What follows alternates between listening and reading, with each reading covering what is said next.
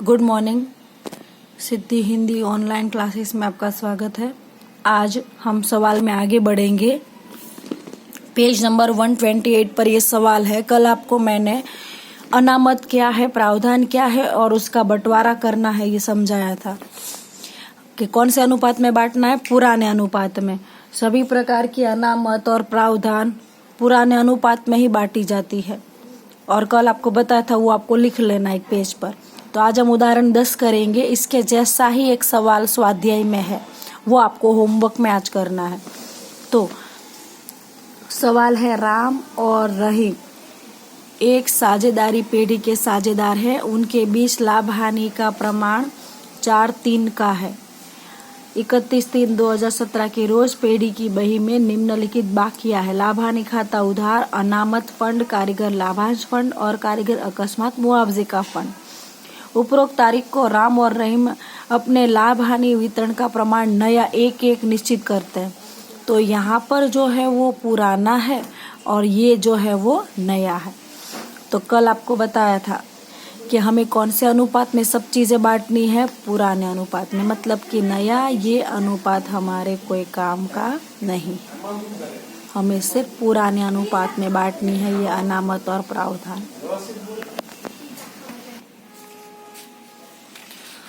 तो पुराना अनुपात 4 और 3 है, वो हम यहाँ पर लिख लेते हैं। तो नाम है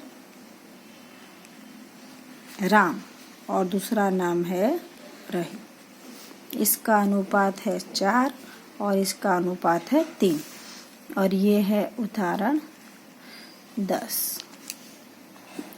बराबर है। अब कल ही आपको बताया था कि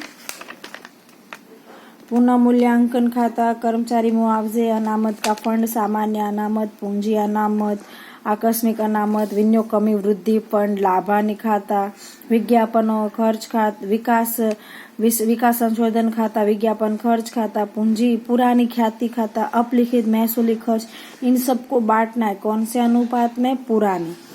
बराबर है। तो इन सबको पुराने अनुपात में बांटना है हमें। तो हमारे सवाल में क्या दिया हुआ है, लाभ हानि खाता, लेकिन क्या लिखा हुआ है, उधार। तो लाभ हानि खाता उधार, उसका मतलब यहाँ पर ये हुआ कि हमें हुई है हानि। उधार का मतलब होता है हानि, हानि हुई है। लाभ हानि खाता जमा का मतलब होता है लाभ।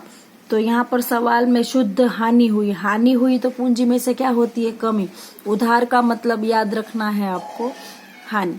दूसरी पद्धति से आपको बता दूं तो लाभ हानि खाता उधार का है ना, तब उसको जमा में लिख दो, रोज नामचा में। कैसे, पहले बांट लेते हैं।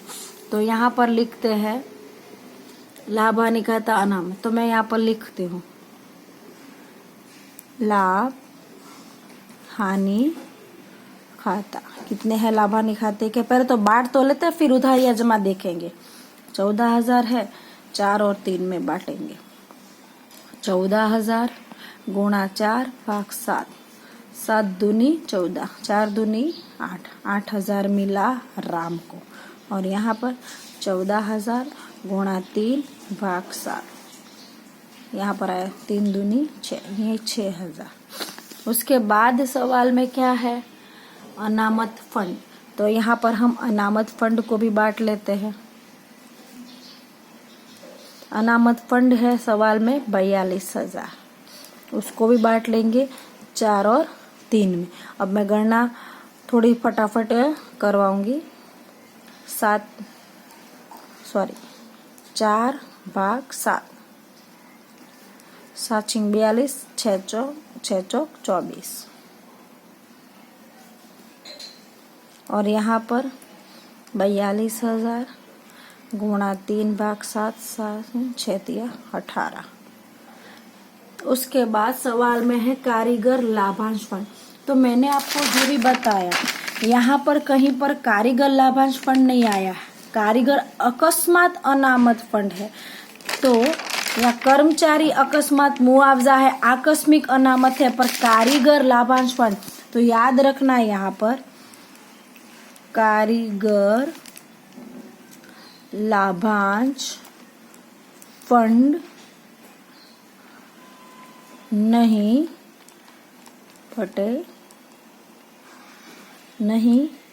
बटेगा। सवाल में भी लिखा हुआ होगा कारीगर लाभांश फंड पेढ़ी का दायित्व होने से उसका वितरण नहीं होगा।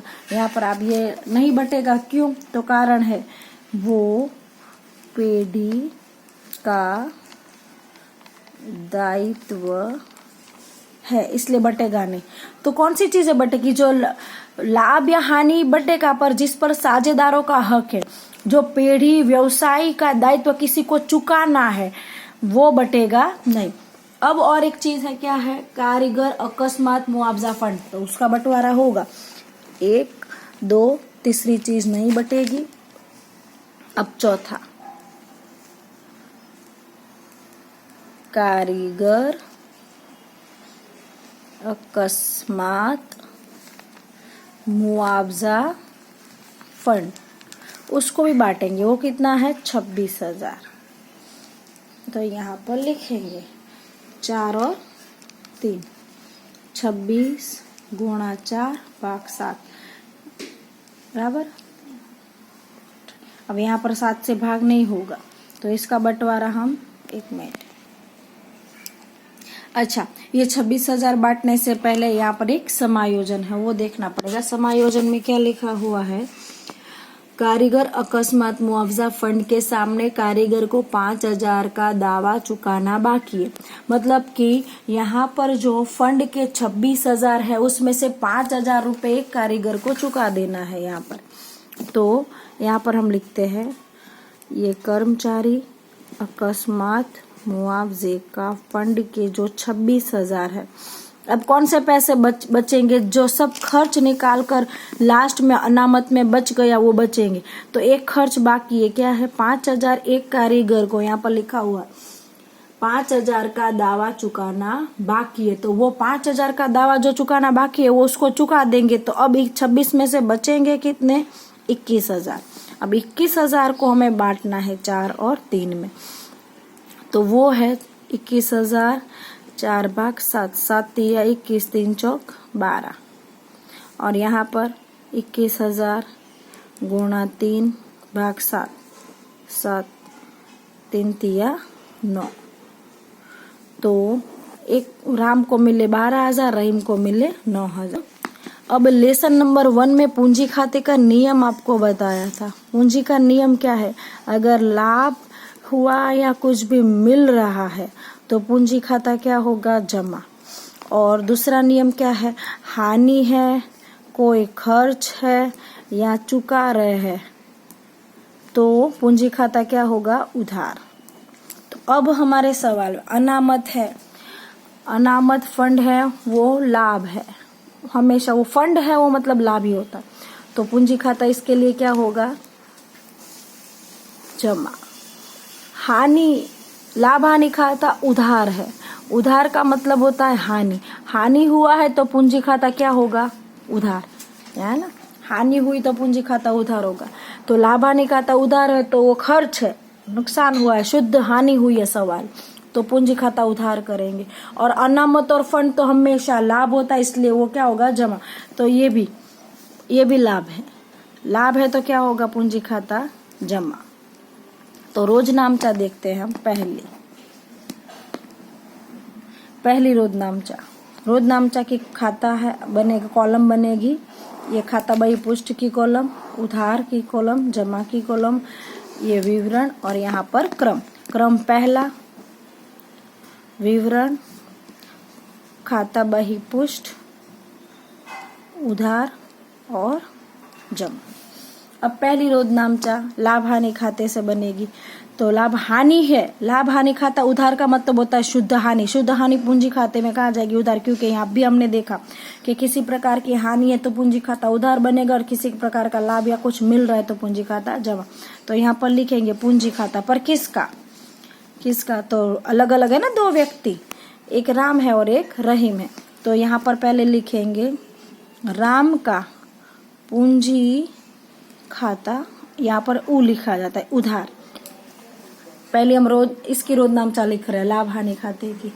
तो राम का पूंजी खाता उधार कितने हो रहे 8,000 और रहीम के कितने हो रहे 6,000, क्योंकि राम है वो 4 है और रहीम है वो 3 है, तो 6,000। तो यहाँ पर लिखेंगे राम का पूंजी खाता उधार 8,000, फिर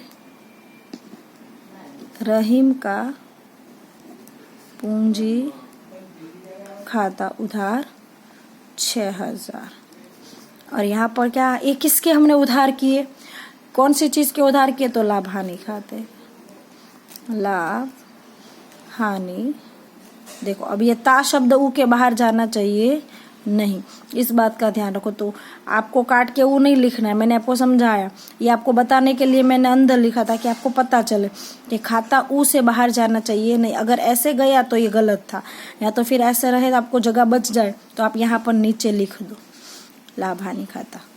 बराबर कितने हो रहे टोटल 14,000।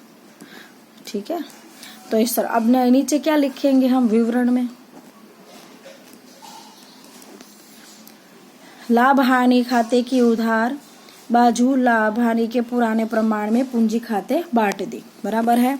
अब दूसरा अनामत फंड, तो ये भी लाभ है तो पूंजी खाते में जमा होगा, और यहाँ पर ये तीसरा कर्मचारी अकस्मात मुआवजे का फंड वो भी लाभ है तो वो भी जमा होगा, तो दोनों को हम साथ में कर लेंगे।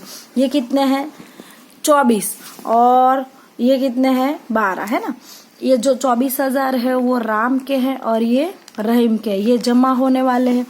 यहाँ पर ये भी राम के हैं और ये रहीम के, तो जमा होने, तो राम के टोटल पैसे कितने जमा हो रहे 12,000 और 24 दोनों मिला के कितने हुए 26,000। तो यहाँ पर लिखेंगे राम का पूंजी खाता कितने हुए 36,000 जमा है, सॉरी। रहीम का पूंजी खाता, रहीम के कितने हैं 18,000 और यहाँ पर कितने हैं 9,000, तो कितने हुए 27,000। तो 27,000 रहीम के खाते में, दोनों मिला के साथ में कर दिया ना हमने। ओके, तो इसमें से अनामत फंड के कितने पैसे थे 42,000 और कर्मचारी अकस्मात के कितने थे 21,000, तो हम वो लिखेंगे यहाँ कर्मचारी अकस्मात मुआवजा फंड खाता उधार वो थे हमारे पास 21,000 और अनामत फंड के पैसे उधार वो हमारे पास थे 42,000। दोनों मिला के कितने हो गए 63,000, ये भी हो गए 63,000। इस तरह से दोनों की हमने साथ में रोजनामचा लिख दी। बराबर, चाहे तो हम अलग अलग भी रोजनामचा लिख सकते हैं। इसी तरह किताब में इसके जैसा सेम एक सवाल आपको स्वाध्याय में पूछा गया है 12वां। तो 12वां सवाल आपको गिनना है, जिसमें अकस्मात के 6,000 है तो मुआवजे 21 में से 6 गए तो 15,000 को बांटना है आपको। ठीक है।